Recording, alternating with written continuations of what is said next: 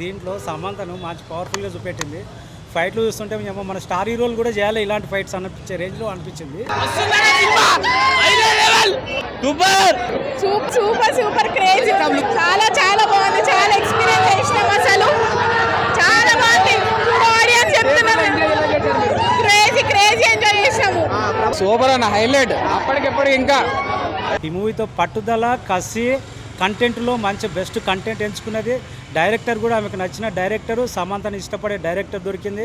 అందుకే టోటల్గా output cinema ఒక మంచి సినిమా చూసినాం అన్నట్టు అనిపించింది నాకైతే. సూపర్ సూపర్ అన్న, సూపర్ సూపర్ అన్న, సూపర్. మా ఇంటి బంగారం నిజంగా నందిని రెడ్డి లేడీ డైరెక్టర్ కదా, మళ్ళీ ఏదో మెల్లగా లవ్ స్టోరీస్ అవి తీస్తుంది అనుకున్నాం. కానీ దీంట్లో సమంతను మంచి పవర్ఫుల్గా చూపెట్టింది.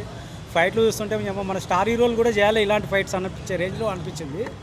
బాగుంది. మా ఇంటి బంగారం అయితే సమంత కోసం అసలు కొన్ని సాంగ్స్ ఉంటాయి కదా, ఫ్యామిలీ ఆడియన్స్ తెగ నచ్చేస్తుంది.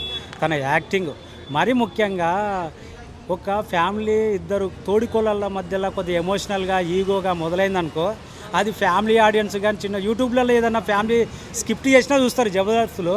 అలాంటిది ఇంత పెద్ద సినిమా ఇద్దరు కోడళ్ళ మధ్యలో శ్రీముఖి సమంత మధ్యలో వచ్చే సరదాలు కానీ ఎమోషనల్గా కానీ అదిరిపోతాయి. అబ్బా చాలా బాగుంది సినిమా అయితే. ఫైట్స్ బాగున్నాయి, బాగా చేసింది సమంత అయితే.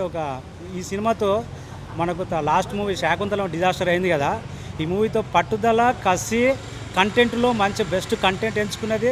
డైరెక్టర్ కూడా ఆమెకు నచ్చిన డైరెక్టరు, సమంతని ఇష్టపడే డైరెక్టర్ దొరికింది. అందుకే టోటల్గా అవుట్పుట్ సినిమా ఒక మంచి సినిమా చూసినాం అన్నట్టు అనిపించింది నాకైతే. నాకు మ్యూజిక్ బాగుంది, డైరెక్షన్ బాగుంది, సాంగ్స్ బాగుంది. లేడీస్కి బాగా వస్తాయి సాంగ్స్. ఫైట్ ఇంకా చెప్పలే, లాస్ట్ షాట్ చూసాం కదా, లాస్ట్ షాట్ అదిరిపోతుంది.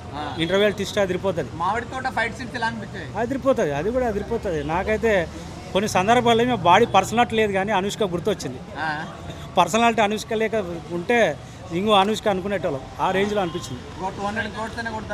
మనం కలెక్షన్ చెప్పలేం, చూసిన ఆడియన్స్కు నచ్చుతుంది సినిమా.